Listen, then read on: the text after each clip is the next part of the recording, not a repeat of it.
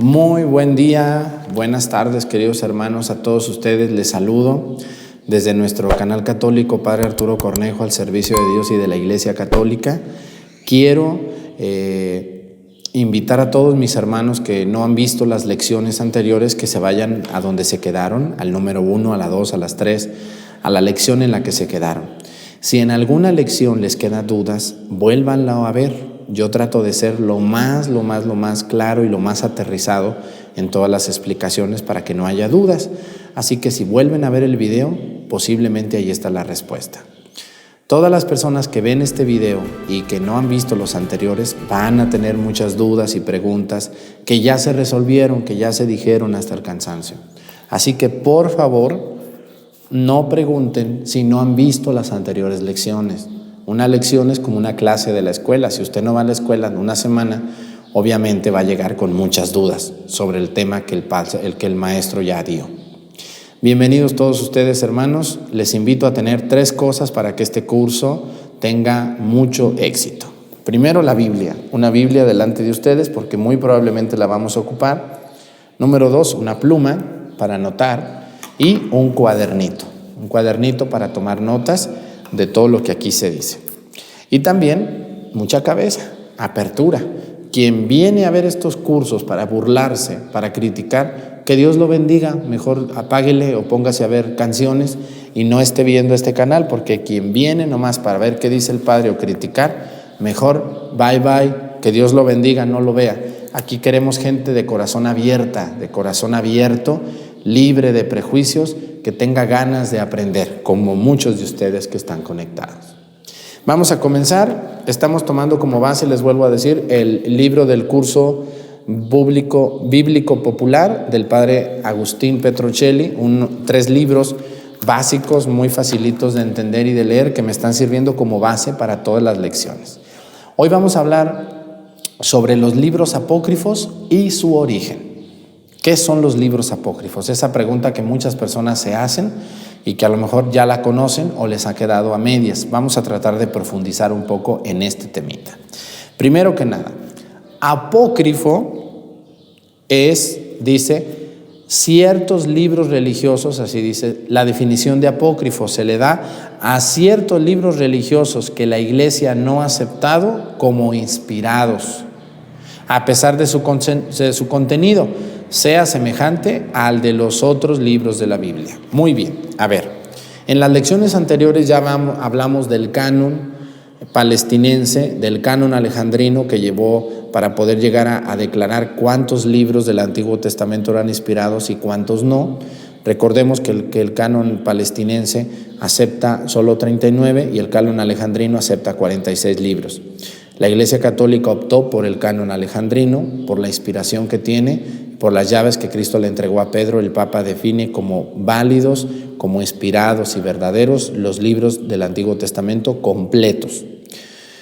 Y luego hablamos del Nuevo Testamento. Todos los libros que están en el Nuevo Testamento son aceptados totalmente por la Iglesia como inspirados y con autoría, la mayoría de ellos en apóstoles o en discípulos de los apóstoles o en los varones apostólicos. Ya hablamos de eso, pero vamos a entender muy bien que alrededor de la Biblia, cuando ustedes y yo, ya les he dicho hasta el cansancio, ustedes y yo vemos la Biblia y ya la tenemos dividida por libros, dividida por versículos, por capítulos, ya tenemos una portada, ya sabemos dónde termina el Antiguo Testamento, dónde empieza el Nuevo Testamento, ¿no? Ya tenemos una facilidad total de ir a la Sagrada Escritura. Así que somos dichosos, somos una generación dichosa, nomás que a veces también somos medios flojos y no vamos a la Sagrada Escritura como deberíamos de ir. Sin embargo, en el primer siglo de nuestra era, en el siglo en el que vive Jesús, en el siglo en el que se escribe el Nuevo Testamento y se termina de escribir el Antiguo, por eso es muy importante el siglo primero de nuestra era, pues no tenían la Biblia como la tenemos así nosotros. No, qué esperanzas. La Biblia, recuerden que su nombre significa enciclopedia de libros. La Iglesia Católica de entonces, que es la única, no había otra iglesia, se encontró con un problema. había muchos libros dispersos. Las cartas de San Pablo, en unos pueblos estaba una, en otro pueblo estaba otra, en otro pueblo estaban dos, en otro no tenían ninguna. El Evangelio de San Mateo estaba en una comunidad y en otra nomás tenían el de San Juan y en otra no tenían ninguno. Entonces, en el año 393 o 97, algo así, se da el concilio de Hipona, donde la iglesia, es el primer concilio donde la iglesia declara como inspirados los libros actuales del Nuevo Testamento. Así que los hermanos separados que andan con su Biblia en mano explicando la palabra de Dios, en el fondo están explicando la vida de la iglesia, porque el Nuevo Testamento es la vida y las costumbres de la primera iglesia que existió, que es la católica, no hay otra. A mí que me digan en dónde están ellos, si esa es la iglesia de ellos, están muy equivocados. Eso es faltar a la verdad. Y eso es una vil mentira. Pero como tenemos tantos católicos atarantados e ignorantes, tenemos para dar y repartir, muchos ignorantes.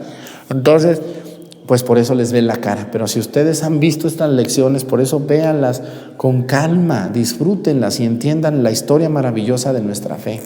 Bueno, entonces, así como andaban esos libros, los libros sagrados, los libros inspirados, entre las comunidades cristianas de entonces, pues también andaban otros libros por ahí que no estaban inspirados y que estaban junto con. Entonces la iglesia dijo, no, a ver, aquí hay un desorden, vamos a sentarnos, vamos a pedir la inspiración del Espíritu Santo y vamos a ver qué libros corresponden a ese tiempo, qué libros de veras están inspirados y qué libros no.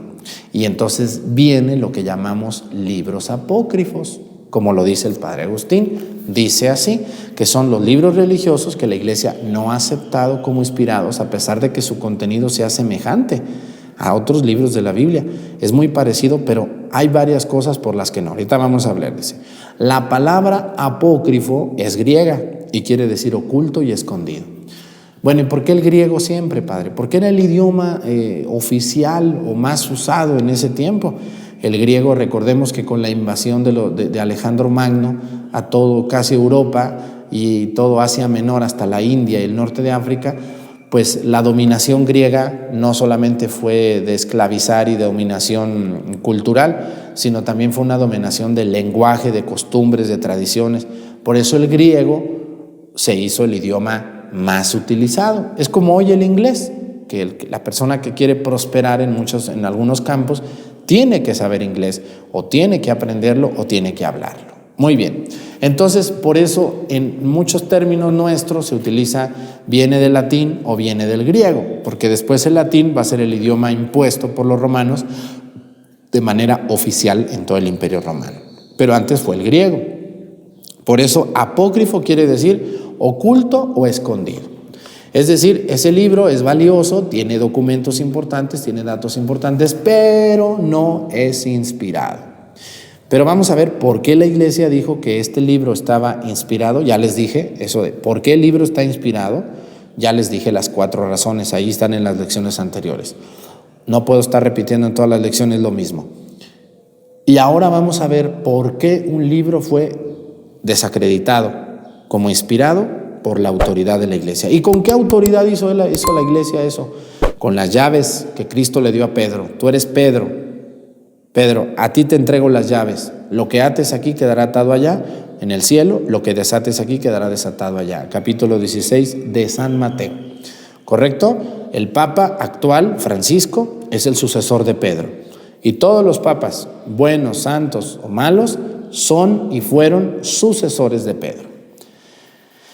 Dice así, a pesar de tener una gran semejanza, la iglesia los ha excluido por varias razones. Esto es muy importante. ¿Por qué un libro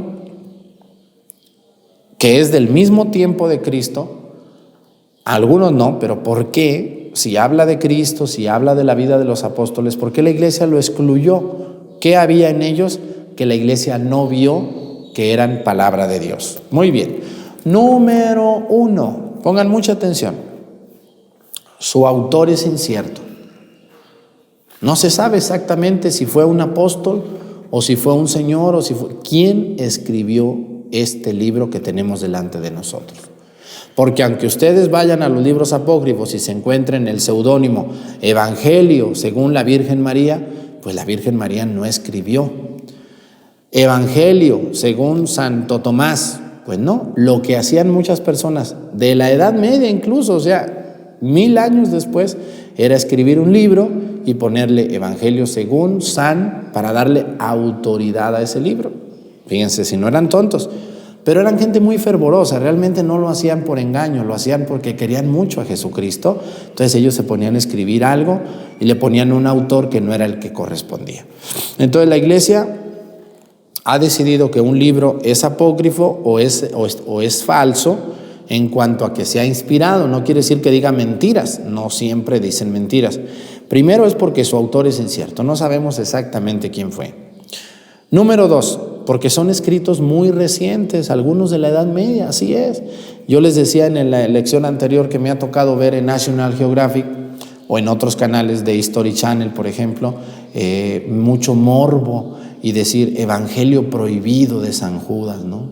Y la gente ve eso y dice, nos han engañado todo el tiempo, había más evangelios y nos los escondieron. No, señora. Lo que pasa es que ese evangelio de San Judas es del año 350 después de Cristo. Estamos hablando que San Judas murió en el siglo I, fue martirizado y está en el cielo, y no pudo por ningún motivo haber escrito un libro en el año 300. Pues eso sería algo como faltar a la verdad y faltar a la realidad, ¿no? Es como burlarme de ustedes y decir, no, sí lo escribió San Judas. ¿Cómo lo va a escribir 350 años después de su muerte? Claro que no. Entonces por eso la iglesia dice, tache, este no fue San Judas, quítenlo.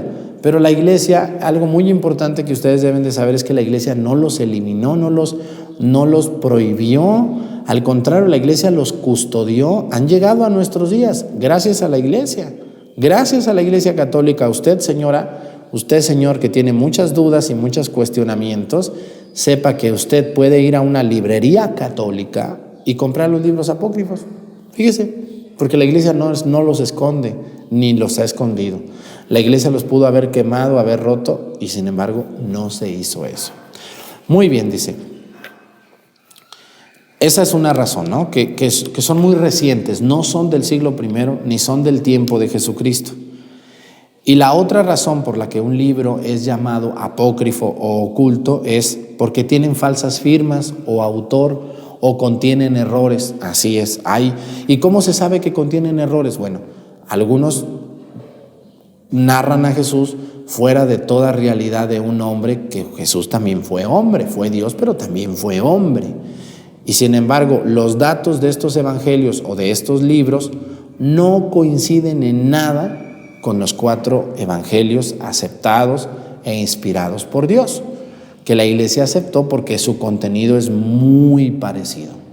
Entonces, cuando hay 4 testigos, Mateo, Marcos, Juan y Lucas, que escriben un evangelio en diferentes lugares, en diferentes épocas, sin tener contacto con el otro evangelio, quiere decir que estaban diciendo la verdad. Cuando viene un evangelio de la nada, de un autor que no es el autor que aparece ahí, o no coincide por la fecha, y platica cosas muy extravagantes o muy raras o muy exageradas, la iglesia dice, no, ese no puede ser un evangelio inspirado. Fue alguien que tenía mucha imaginación o que creyó otras muchas cosas. ¿Ya me entendieron por qué son apócrifos? Los protestantes, esto es muy importante, los protestantes llaman apócrifos a los libros deuterocanónicos, así es. Recordemos que los protestantes, los serios, protestantes serios, no algunos que conozco por ahí, los luteranos, calvinistas, le llaman apócrifos a todos los libros del Antiguo y Nuevo Testamento que no aceptan. Por ejemplo, ellos no aceptan Esther, no aceptan Judith, no aceptan Tobías, no aceptan Primera y Segunda de Macabeos, ni Sabiduría, ni Eclesiástico. Y del Nuevo tampoco aceptan la segunda y tercera carta de San Juan, ni aceptan la carta de Santiago, ni aceptan los Hebreos y algunas partes de los evangelios de Marcos, Juan y Lucas. Entonces, todo eso ellos les dicen apócrifos a esos libros que nosotros decimos que son inspirados. Hay que recordar que los protestantes van a declarar esto 1400 años después de que se escribieron. O sea que, para mí, el declarar 1400, 1500 años después que un libro no es inspirado, pues yo no sé, la verdad, me disculpan, pero yo no estoy de acuerdo en eso. Se me hace una falta muy grave a la verdad narrada durante 1500 años. Pero bueno, así son los hermanos separados. Pero estos son serios, no crean que andan peleando ni andan disgustándose, dice. Y los protestantes, a los que nosotros llamamos apócrifos, ellos los llaman pseudoepígrafos. Pseudoepígrafos, pseudoepígrafos quiere decir el autor tiene un falso nombre, o sea, su autor es un nombre falso, por eso pseudo es como que no, epígrafo, firma. O sea, la firma del autor no es válida. No pudo haber escrito Tomás un evangelio 400 años después de su muerte. Es obvio, solo la gente que no tiene un poco de criterio o de estudio lo cree. ¿Comprendido? Muy bien. Vamos al origen de los evangelios, de los libros apócrifos, porque no solo fueron libros, no solo fueron evangelios, fueron libros de diferentes temáticas. Es muy interesante este tema, esta lección a mí me está gustando muchísimo. Muy bien, los apócrifos del Antiguo Testamento fueron escritos en su mayoría por judíos. ¿Cuáles son los libros apócrifos del Antiguo Testamento? Bueno, para los protestantes son Primera y Segunda de Macabeos, Tobías, Esther, Judith, Baruch, Eclesiástico y partecitas pequeñas de Daniel. No recuerdo otro. Para ellos, para la corriente palestinense, acuérdense, ya vimos en las lecciones anteriores, estos son apócrifos. Pero para nosotros son inspirados, porque nosotros seguimos el canon alejandrino. Pero, ojo, mucho ojo, para los hebreos hay otros que son apócrifos, que no están dentro de los 46, pero que anduvieron por ahí. Ahorita vamos a ver esos, dice. Tuvieron su origen en el deseo piadoso de añadir consejos o exhortaciones morales, o completar una historia bíblica con ejemplos y cuentos. Así es. Hay personas que leyeron el libro, por ejemplo, del Éxodo y dijeron, no, aquí les faltó. Entonces, aquí les faltó porque yo anduve ahí, entonces voy a hacer un agregadito. Y hubo gente que no estaba inspirada por Dios, más bien tenía mucho corazón, mucho cariño, y le agregaron o quisieron agregar un libro a otro ya existente. Muy bien, entonces dice aquí, tuvieron un deseo piadoso, les nació la piedad y de dar consejos o exhortaciones morales a los demás. Entonces, esos son evangelios apócrifos. Dice, los apócrifos del Nuevo Testamento, bueno, así surgieron los del Antiguo Testamento. Ahora vamos a ver cómo surgieron los apócrifos del Nuevo Testamento. Ahí les va. Los apócrifos del Nuevo Testamento fueron escritos por cristianos con el fin de satisfacer la curiosidad de los fieles. Ya ven que la gente es muy curiosa, ¿verdad? Yo tengo aquí en YouTube y en Facebook tanta gente tan curiosa que no quiere aprender, nomás quiere enterarse de todos. Están cerrados de la cabeza, tienen muy abierto pero la mente para curiosear, y la curiosidad mató al gato. Así dice que algunas personas, dice, hicieron estos libros para satisfacer la curiosidad de los fieles sobre hechos de Jesús o de la Virgen o de los apóstoles no presentes en los evangelios. Por ejemplo, miren, algo que mucha gente tiene curiosidad es, bueno, ¿y qué pasó con el apóstol Tomás? ¿A dónde se fue? Porque en el evangelio no sale casi, solo sale cuando le pide a Cristo que meta su dedo en la llaga para ver que sí es él. ¿Pero qué pasó con él? Bueno, entonces alguien dijo, no, pues yo te voy a decir qué pasó con él. Entonces se fue a su casa y esa señora o ese señor se puso a escribir la historia del evangelista Tomás.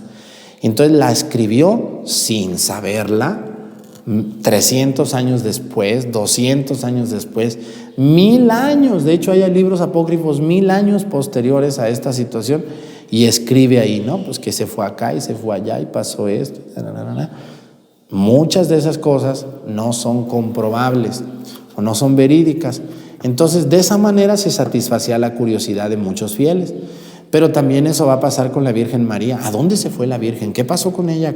¿Y cuándo se murió? ¿Y cómo se fue al cielo? Entonces, mucha gente que tenía mucho morbo, o algunos no tenían morbo, tenían ganas de aprender. Bueno, dijeron, no, pues yo voy a hacer un librito sobre los últimos acontecimientos de la Virgen María y le voy a poner Evangelio de la Virgen María. Aunque ella ya, nuestra madre, ya estaba en el cielo desde hacía muchos años. Entonces, se ponían a escribirlo y entonces las personas de aquel tiempo, como la iglesia no había definido el canon todavía, porque nosotros ya les dije, tenemos la Biblia muy ordenada, definida, concreta, pero esto va a pasar mucho tiempo para que la iglesia declare como oficial este libro sí, este libro no. Entonces, pues había mucha ambigüedad, mucha falsedad, y esto causaba en la gente mucha curiosidad.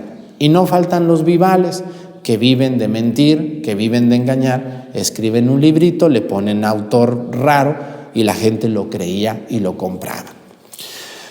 Muy bien, entonces estos datos apócrifos la iglesia les llamó porque no coinciden en nada con otros. Eran libros muy extraños, o son todavía porque existen. Entonces dice el padre Agustín, por eso narran muchas cosas ejemplares. O sea, utilizan muchos ejemplos, muchas vidas del apóstol, de Cristo, de la Virgen, como para darle ejemplo a la gente de cómo vivir, pero no utilizan datos reales o verídicos o comprobables. Sí, sobre todo hablan de la infancia de Jesús. Ya ven que desde los 14 años, desde los 7 años, cuando Jesús se pierde en el templo, no narran nada los 4 evangelios durante 23 años, desde los 7 años hasta los 30 que tiene Jesús, no hay nada. No tenemos un solo dato de esa etapa de su vida. Entonces, pues ahí había mucho morbo, mucho interés de la gente, y dijeron, no, pues vamos a hacer un evangelio donde hablen de la adolescencia y la juventud de Jesús. Y pues la gente no sabía nada, pues decía, pues ándale, yo creo que esto es verdad. Y no era verdad.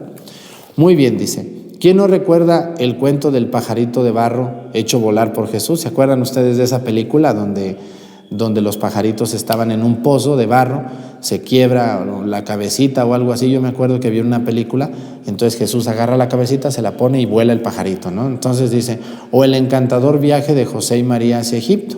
Esto también hay una película, una historia sobre esto que está narrado en los evangelios apócrifos. ¿La Sagrada Familia fue a Egipto? Claro, sí fue a Egipto. Pero ¿en qué lugares exactamente estuvo? No tenemos la certeza, solo hay datos muy perdidos de cómo sucedió este viaje, pero sí fue. Bueno, otra cosa es sobre la vida pública o el nacimiento de la Virgen María. También hay mucha curiosidad de cómo nació la Virgen María, y entonces pues no faltó quien dijo, no, pues yo voy a poner aquí cómo nació nuestra madre. Y entonces pues eran libros muy buscados porque no estaban en los evangelios oficiales, y sobre todo no oficiales, sino evangelios inspirados por Dios. Muy bien, entonces vamos a dejar esta lección porque ya se nos hizo tardecito. Les recuerdo, hermanos, los que se conectaron a media lección, empiecen por la número 1, no vean las lecciones si no han visto las anteriores. Tengan su libro, su cuaderno, su pluma, y sobre todo la Biblia, para que podamos estar juntos aprendiendo. Si ustedes ven esta lección y no ven todas las anteriores, van a tener muchas dudas en este momento. Si usted va a la lección 1, 2, 3 y me hace caso, todas sus dudas se van a ir resolviendo poco a poquito. Cuando llegue usted a esta lección, si llega después de haber visto las anteriores, le va a dar gusto y la va a disfrutar. Muchas gracias a todos los grupos de parroquia que me ven, que se reúnen a estudiar las lecciones bíblicas. Gracias a todos los sacerdotes que también me hacen el favor de verme. Gracias a las familias, a las abuelitas que están conectadas a su YouTube en su pantalla, a los jóvenes que les muestran estos temas a sus abuelos. Ojalá que ustedes también los vean. Y muchas gracias por compartir. Pueden descargar estas publicaciones y ponerlas a otras personas para que crezcan en su fe. Me dio mucho gusto haber estado con ustedes. Sus buenos comentarios que escriben aquí me alientan, me animan a seguir adelante. Las personas que me hacen alguna crítica constructiva les agradezco, me sirven para crecer. Y las personas groseras y agresivas les mando mi bendición y mi oración. Que Dios los bendiga mucho donde quiera que se encuentren. Aunque me agredan y digan lo que digan, yo no me voy a detener hasta que me muera de evangelizar. Que Dios me los acompañe y que esté con ustedes donde quiera que se encuentren. Que el Señor Todopoderoso nos bendiga en el nombre del Padre, del Hijo y del Espíritu Santo. Amén. Nos vemos en la próxima lección con el Padre Arturo Cornejo. Hasta la próxima.